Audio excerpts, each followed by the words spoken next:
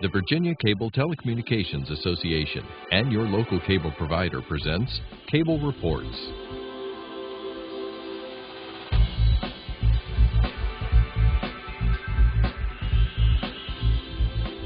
Join us now as Cable Reports brings you up to date on current issues facing the Commonwealth through discussions with your local legislators and other policymakers from across Virginia. From the General Assembly and the City of Richmond, I'm Woody Evans for Cable Reports and Comcast, connecting Virginians to their government.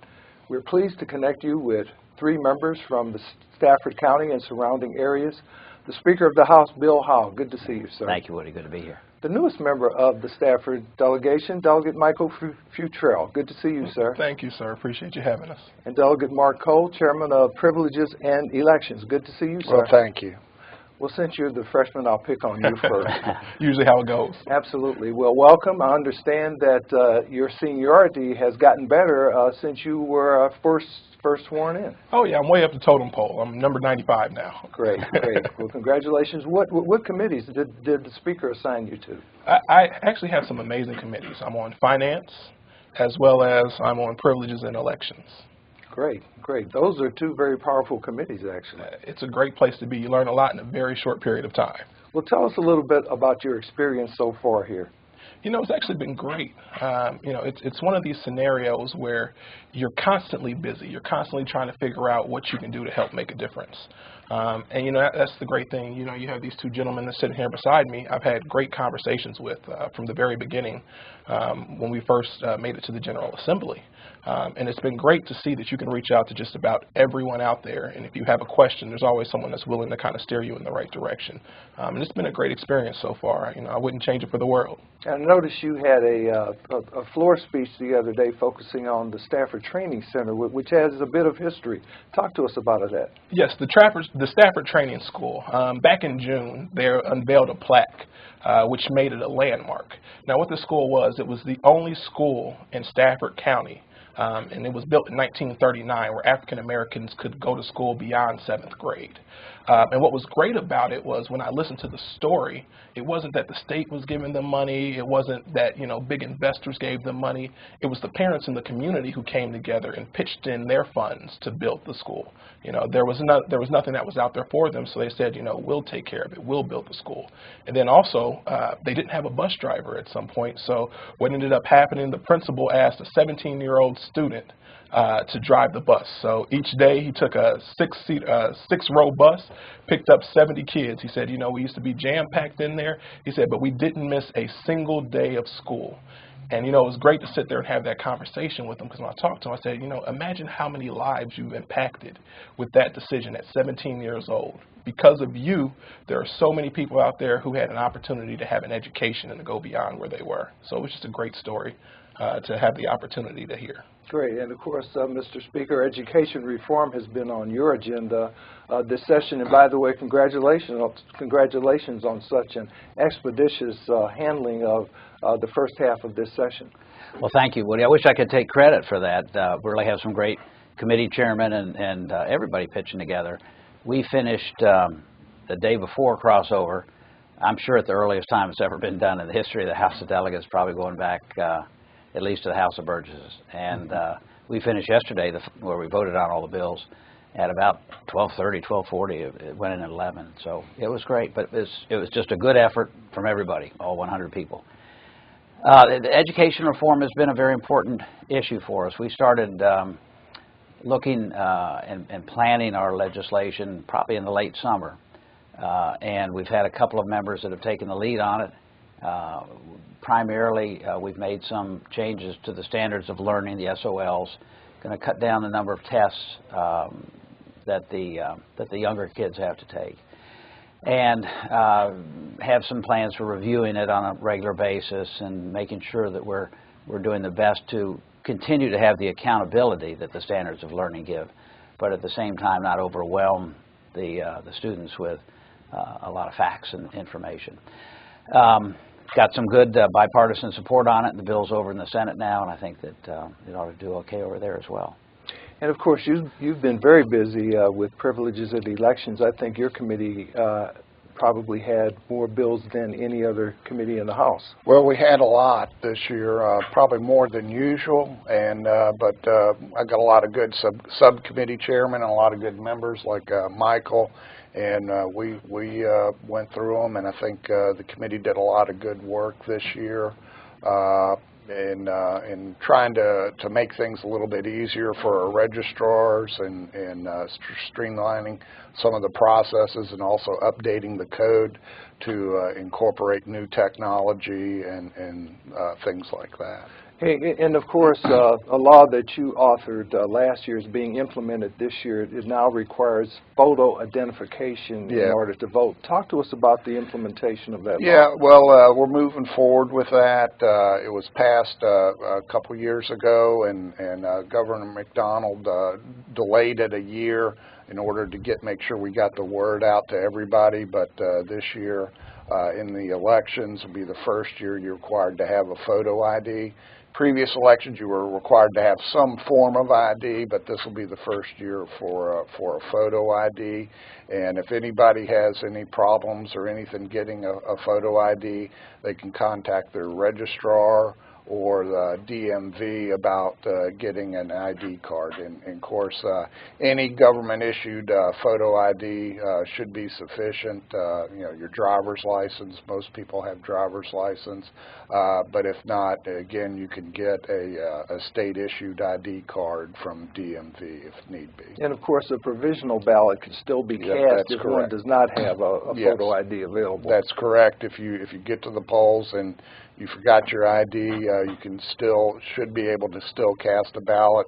You vote provisionally and then show the ID to the registrar the next day or two, and then your vote will be counted.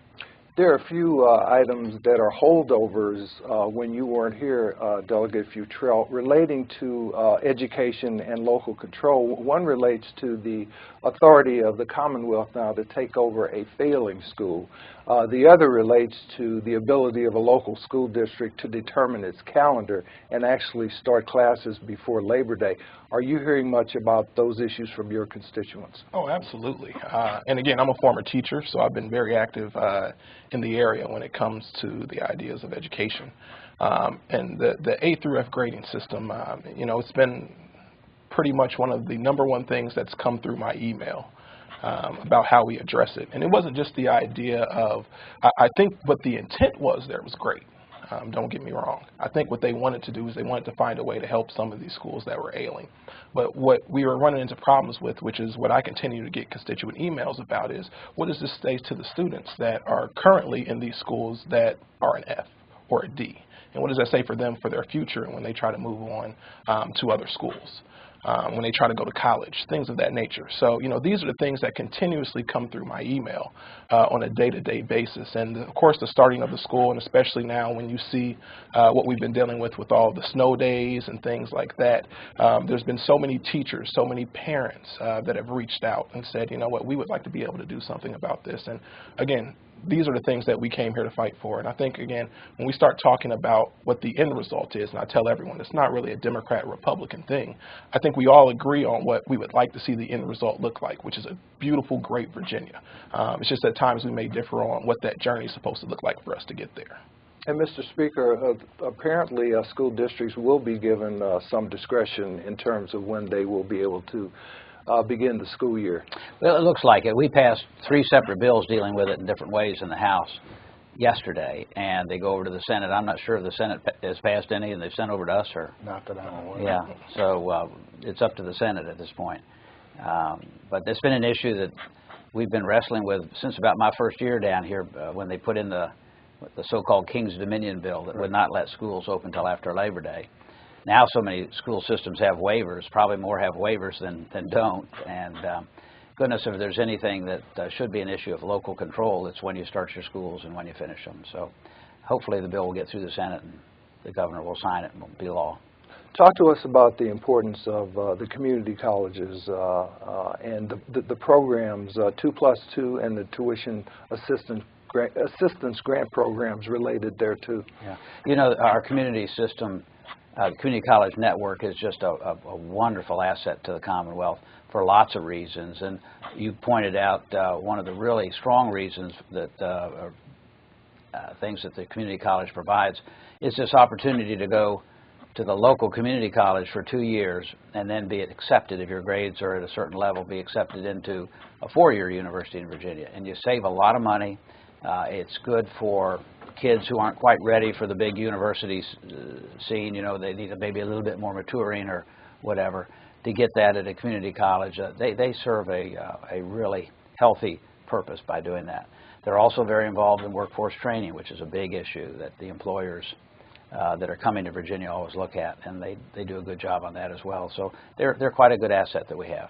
Delegate Cole, what about those students, however, who finish high school and decide they do not want to go either to junior college or to an institution of higher learning? They want to have a skill, though, that will allow them to become a productive member of society. What about a little bit more emphasis on vocational education? Yeah, that's back in our day in school, it was called vocational schools. Now it's called career and technical training. But yeah, that's really important because college is not for everybody. And certainly the end result should be that you have a marketable skill, a skill that you can use to get a job with.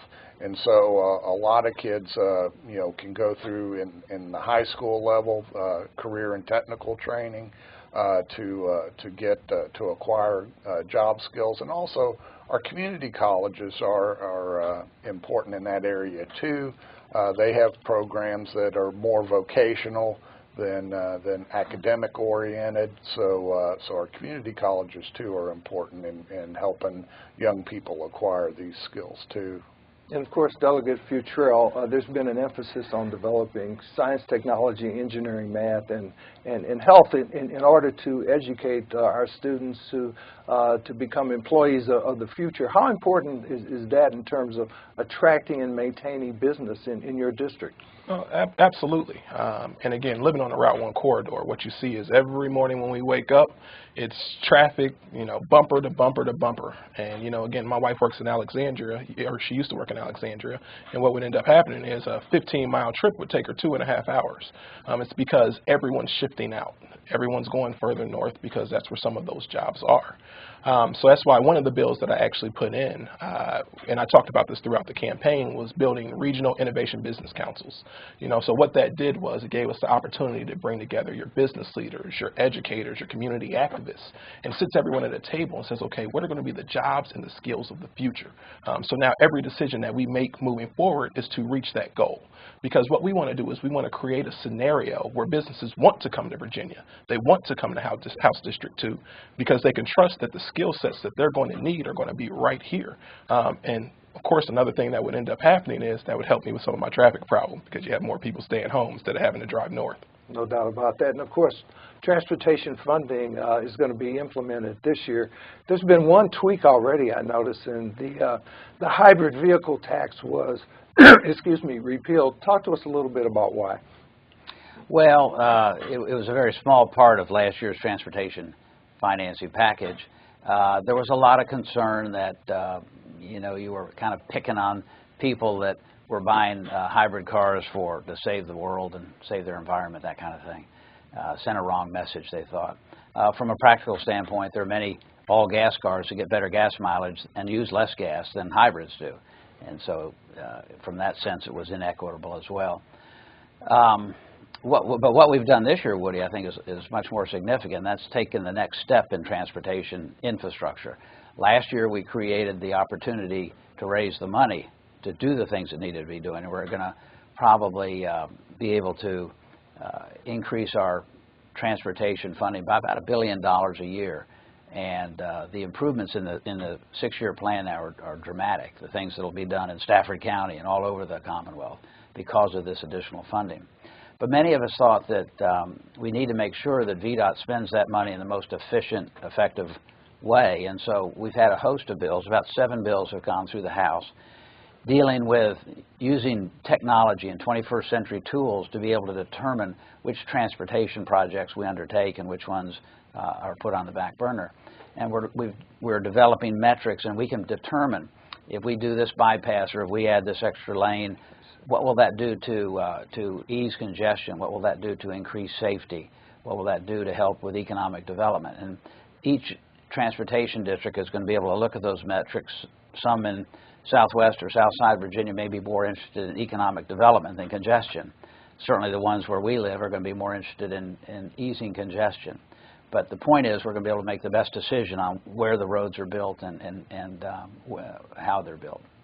Delegate Cole, there's still a piece missing, so to speak, from the transportation funding bill that unfortunately depends upon your friends in Washington, D.C. It relates to the passage of the Marketplace Freedom Act, I believe, which will allow Virginia, among other states, to tax those out-of-state retailers who sell products and services on the Internet.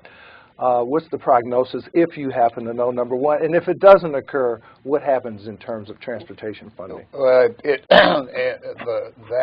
portion of the legislation was depending on Congress to pass legislation to enable states to basically collect sales tax on Internet or out-of-state sales. It doesn't look like the House in Washington is going to pass that legislation, and so because of that, I believe it's the sales tax, or it's going to bump up a little bit. No, the gasoline gas tax. Excuse me, gas tax will bump up a little bit as part of the provision of the legislation that was passed by Governor McDonald last year, and yeah, that's kind of a controversial issue as far as the Internet sales tax, if you want to call it that, because some people, shop the Internet. Part of the reason is to save money on the sales tax. Of course, our local stores, our brick and mortar traditional stores, they feel like it's an unfair advantage that they have to collect it, but the Internet stores don't. So it's kind of been a kind of push-pull within the business community. Though I will say that technically that tax was levied years ago in Virginia by the General Assembly, and it's just self-reporting. When you fill out your taxes, you're supposed to say how much money you purchased on the Internet or by correspondence, and then you're supposed to pay the sales tax on that. Of course, the compliance rate for that is very low, and so the bricks and mortar stores are looking for a way to force the Internet retailers to collect that tax just like they have to. Delegate Futrell, the Commonwealth continues to enjoy a AAA bond rating. It reclaimed its #1 position from Forbes in terms of being the most business-friendly state in the Union.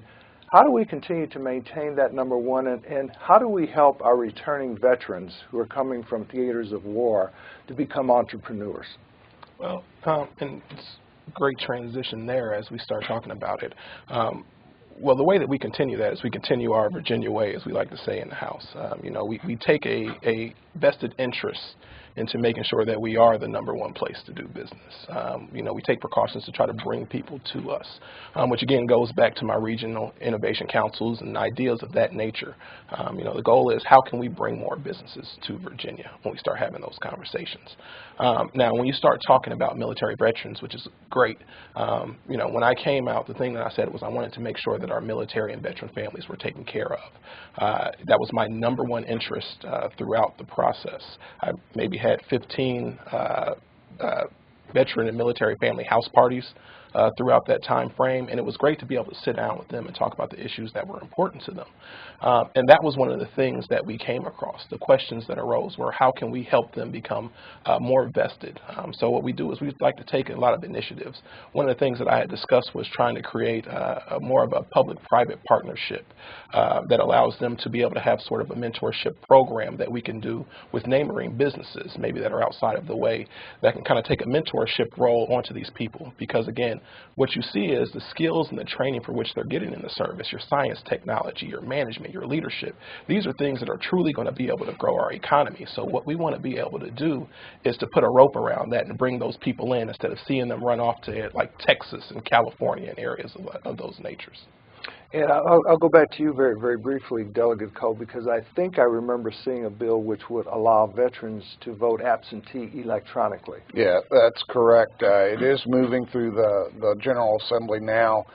Different versions of it have passed the House and Senate, and what it is if you're deployed overseas, then there's a way you apply for an absentee ballot, and one will be basically emailed to you, and you can complete that and then email it back to the registrar. So that is currently working its way through the process. There are still some issues with the State Board of Elections as far as them coming up with a secure server in order to receive these and make sure that they're counted appropriately, because the way it is now, your absentee ballot by mail goes to the local registrar because it's a local election. And so there's got to be some provisions made so that the emails come in at a centralized place, and then they're counted, and the results are sent to the local registrars to include in their vote counts. Great. And Mr. Speaker, we have a host of military installations throughout the state. They contribute heavily to the economy. Sequestration hurt us last year. I know there's a fact fund in addition to the rainy day fund. Talk to us about the importance of the military installations to our economy, but the need to transition to a more diverse economy. Well, Virginia's been blessed for the past 100 years being right next to the seat of the national government. It isn't just military, it's civil service, it's people that work for the government in Washington and around Washington. Yeah, clearly we need to do what we can to continue to keep the military bases that we have here in the federal installations, but you're exactly right. We need to also transition off that dependence on the federal government, and it's one of the reasons that we've done so well over the past 20 or 30 years compared to other states. When they go through recessions, we're never hit quite as hard, and we come out of them more quickly. We're seeing that that's changing. The sequestration has really had an impact on Virginia, and we do need to do all that we can to transition away into a less government-oriented economy. And that fact fund was created in the last administration to mitigate to some extent the impact of sequestration. Yes, yeah, and it's been used for that in certain cases. If a military base shuts down or cuts its population significantly, we do have funds available to help the local government transition away from that problem. And I take it we are in the process of replenishing the rainy day fund this session? We've done a great job in that. At the end of I think the next fiscal year, we'll have over $1 billion in the rainy day fund. So we've done a good job of picking that back up from where it had been. And of course, the Port of Virginia is a huge economic driver to the Commonwealth. Tell us why. Well, it's Virginia is blessed. Naturally, we have a deep water port that is the envy of all the other ports on the East Coast. We can, when the big cargo ships are able to come through the expanded Panama Canal, the only place they'll be able to come in naturally without a lot of work is the Port of Virginia. We still have work to do on making it as profitable as it can be, and those items I think are being addressed by their board. We have transportation problems on how we get the goods from the port out to the rest of the country, and we've got some good ideas and innovations on that we've been working on. Delegate Cole, what kinds of transportation needs do you see that affect your district over the next few years? Oh, well, traffic is the big concern. You know, it's just a lot of people work up north, and so just commuting to and from work is a major issue. There is work to try to improve the 95 ongoing right now, extending the hot lanes farther south, and I think that will help quite a bit. But there's also a lot of local projects going on, improving Route 17 and Route 3. So the thing is that there's always more to do than you have money for. So I think it's important that we set priorities that are either going to reduce congestion or improve safety on our roads, and make sure that those are the projects that get the funding. So I take it, as you spoke earlier, the improvement of traffic congestion is probably the #1 priority for your district. Oh, that's probably the truest statement I've heard. You know, because again, where we are on the Route 1 corridor and dealing with, we have 95 traffic. So we're dealing with traffic that's going from Baltimore to Florida, as well as the people who are just trying to come home from work. So I always tell people, Friday after 3 o'clock on the summer months, you might as well stay in your house because you're not going anywhere. So we definitely have to come up with some ideas to be able to give us some relief there. And again, the things that we're dealing with, it's great that we have a VRE system there. You know, it's great that we have the hot lanes coming down, but there's going to be much more that has to be done. There's a new development that just entered into the district, and when I met with the developers, and they said, well, we expect on day 1 of completion 25,000 new cars to hit the road. And I said, wow, there is no way that we can handle that. But these are the things that are in front of us. You know, we have great areas. We have great districts where a lot of people want to come. A lot of people want to be a part of these communities. But we have to figure out the best way possible to give us some sort of relief, because at some point, you know, people are going to start weighing out the pros and the cons of it. And if you're stuck in your house all day, every day, because there's nowhere for you to go, you know, is this still the best place for you to come? So what we need to do is come up with some outside of the box ideas and some things that we can do to relieve some of the stress. Great. Couple of minutes left. Ethics reform has moved. Apparently, there's going to be an adoption of new rules that will apply to you all. Give us a little detail about what has happened and what's likely to happen. Well, I'm very proud of the work that the House has done. We've been working on this issue of ethics reform since, since fall. I've had a working group working on it. We reached out to the Democratic caucus and have been working in the House and working very closely with them. Together we have a truly bipartisan bill that was passed by the House yesterday, 98-1. It's over at the Senate now. The Senate has an ethics plan which is somewhat similar to the one we have, so we should be able to come to some agreements pretty quickly on it. It's more accountability, more transparency, looking at making some common sense changes, and I think in the end we'll have a program that we can be proud of. Delegate Futrell, although you're new to this, you got hit with ethics reform. What's your opinion? Well, I think it became obvious that something definitely needed to be done. You know, so I think the bill that they put together, when you look at the group, was the best bill that could come out at the time. But what you also don't want to be is be in a position where you're looking for a problem. You're trying to find a solution to a problem that doesn't exist necessarily. We do understand there were some things that needed to be changed. And again, like you said, I'm the new guy here, so you know I haven't really seen a lot of the things for which they had the opportunity to talk about. So we're in great shape here. I do like the bill. There are a lot of ways for us to improve, but I'm happy with what we have in front of us. Great. We're going to have to end it there. Thanks for being here. Delegate Mark Cole, Delegate Michael Futrell, Speaker of the House, Bill Howell. Thank you all for being here. Thank you. Thank you for having us, Woody. Thank you for watching Cable Reports, brought to you by the Virginia Cable Telecommunications Association and Comcast, connecting Virginians to their government. Until next time, I'm Woody Evans.